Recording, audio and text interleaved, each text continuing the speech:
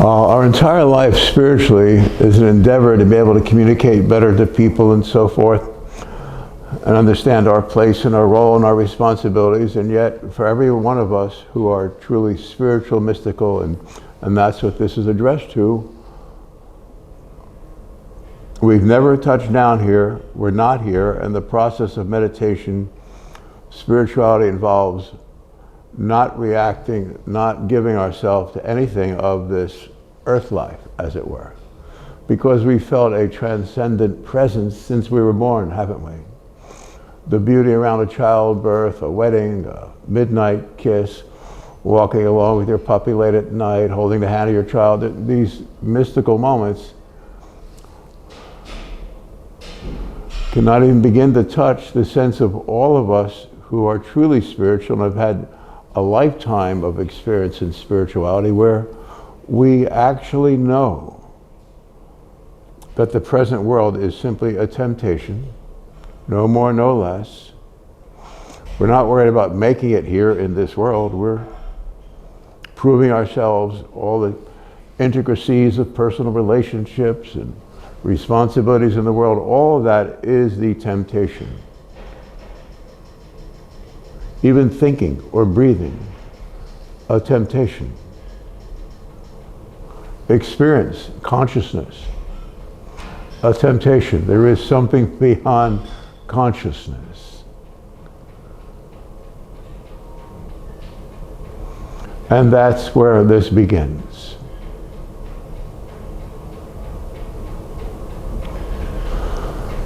The infinitesimal part of us that seems to be here and be a person that we've eradicated over years of meditation, whatever psycho processes we've used, whatever you want to call them, in the spiritual endeavor to relieve ourselves of our case, as it were. A professor would call it your case, you know. And we have no case, we're not here. Never were, never could be, never would be. And yet the daily travail for us involves carrying the load, carrying the case of all those that we love. It's like a mother or a father's happiness that depends on the condition of his least happy child. We're responsible, aren't we? We care, don't we? We believe ardently, don't we? And in the back of our thought always, this is not real, we are not here. We've relieved ourselves of that pressure of proving ourselves in this world through the spiritual processes we've used from early on. I can think of one instance where all of a sudden I understood it all in one moment, and yet before that all my life I felt God completely but didn't understand what it was or how to give it to other people. I remember touching my Uncle Louis, who was a Master Sergeant in the Army, and letting him know when I was 6 years old, it's all gonna be okay. And he looked at me like that. It's like, and then you find a process, a way. And it changes because you test all the different theories or workings of spirituality to discover the ways of communicating this. Once we know we're spiritual, it's not about us, is it? From the moment each of us, like I say, at my time, whatever yours, we know it's about translating this for those around us that we find worthy. And that's the truth. And we die in our heart around the clock to find more and more and more, don't we? And yet we're not here, are we? Yesterday I sat in my chair, I couldn't move all day, hardly. I was just absolutely transfixed with God. This could not possibly be. So I know my work, your work, our work is to dispense with the very temptation that a world exists. For those of us, again, who've had these spiritual, mystical experiences all of our life, we're very confident in the fact that this world is a infinitesimal subatomic particle in consciousness. Meditation relieves the pressure of it. Our caseload of how we react to people, how we deal with things, we refine that out. Could take a year, 5 years, 17 years, doesn't matter. Because it's always the exact right second that will discover a new way or a new thought that will help us help the next person along. I hope I'm being very clear that we're feeling something. I know I was on the phone with a friend yesterday and he didn't get it. It's about, let's stop worrying about being empathic or something with people. Stop that. You're being offered something endlessly and infinitely more precious. It's the very direct experience of God, though you're in a body. But you won't be in this body a moment beyond that thought when you recognize that you're one of the first to translate to a higher cause, a higher reasoning, a higher sense, to Godness. And even though we've all had these transcendent experiences, that experience is endlessly infinite more than what we already know. For the time is here. This hour is yours. The last hour of time and place and circumstance. We don't have to think about it anymore. We don't have to ask for anything anymore. You are the morning light. It's the last time. God will be with us every moment, every second, and it's not something we didn't know. What's being said, the temptations are negligible, and then in a moment, gone. There'll be no more time or place or circumstance in and of what seems to be this material world. It happened in eternity somehow. As a spiritual being, we know that this is ridiculous. The whole world, the mannerisms, everything about it. You have this one's a sociopath, this one's a that's a good person. I trust them, I love her, him. It's like just the only thing satisfaction you get is petting little Zachary the cat. It's one of my mentor's cats forever. And you're around someone like that gives everything to the point of death, and you know there is no death. And there's no life without that kind of friendship.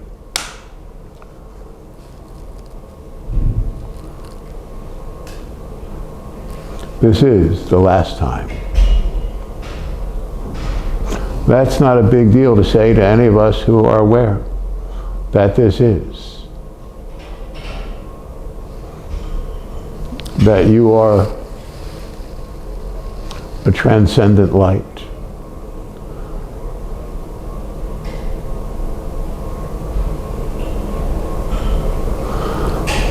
You are the gift of God to this last generation, this cold, hard night which so many have been put through.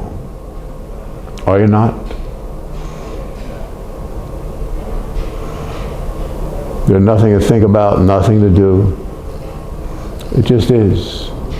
And that's what we feel in our meditation all day, so let's carry it on through the night and the following morning. God is God, we're God, so just know that all the conditioning will collapse in on itself now.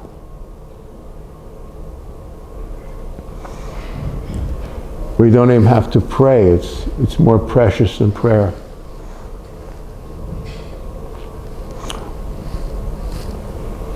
More holy and kind than love itself.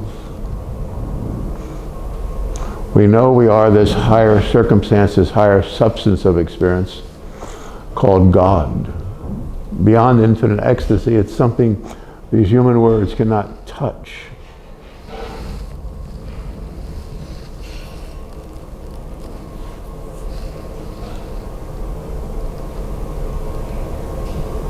that which is beyond all the conditioning of having been born in a world, at a time, at a place. We're no longer that. We're this. We ascribe to a higher order, a holy presence, a divine kindness. After all the wars and the reckoning and the substance and the arguing and the stands, it's in the end, it's just, you're just a kind light.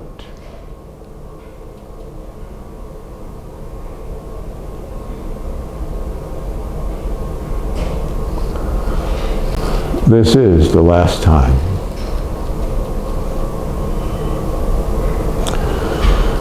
In our prayer and our meditation, we simply relieve ourselves of conditioning, belief, thought, even faith, in the face of what is now given. It's our original self and soul. And we'll realize in a moment how much we've given to be here, to do this, to achieve, to accomplish a way of communicating with earthlings, to rescue those that are as we are. It's not everybody, and it doesn't matter, because the earth to us, the world, the cosmos, is the illusion. And all of us who are spiritual are aware of an infinitely, infinitely more precious consciousness than being, what do you call it? Being enamored of this or that, or there's no awe about it, it just is.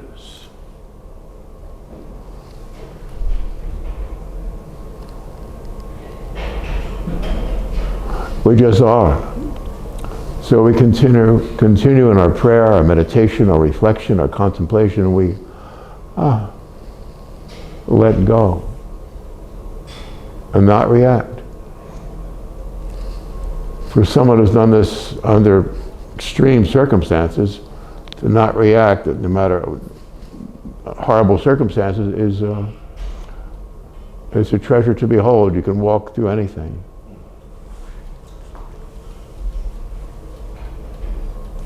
You are not a mortal.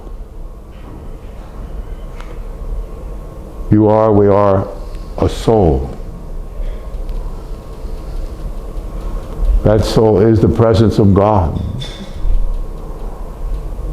To be clear, it's infinitely more precious and real than even those of us who have experienced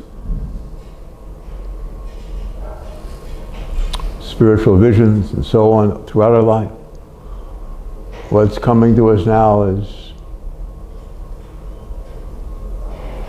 so much more. The original you.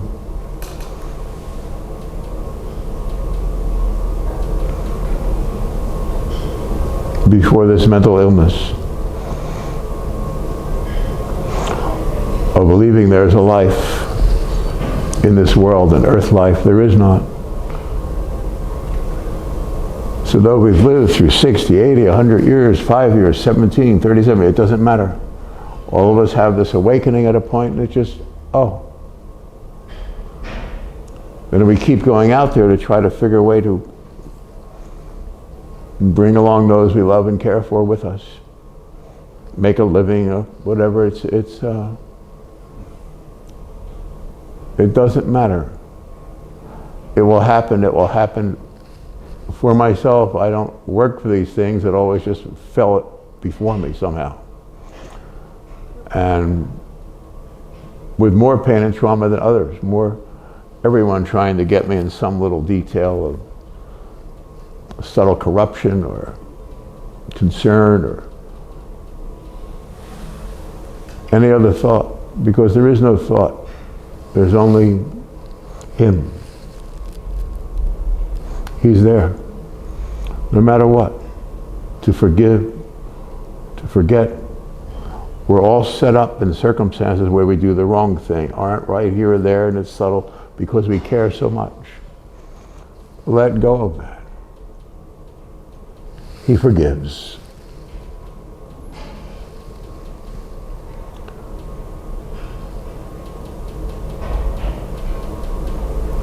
Thank you for listening. Thank you, Mr. Skolson. Thank you.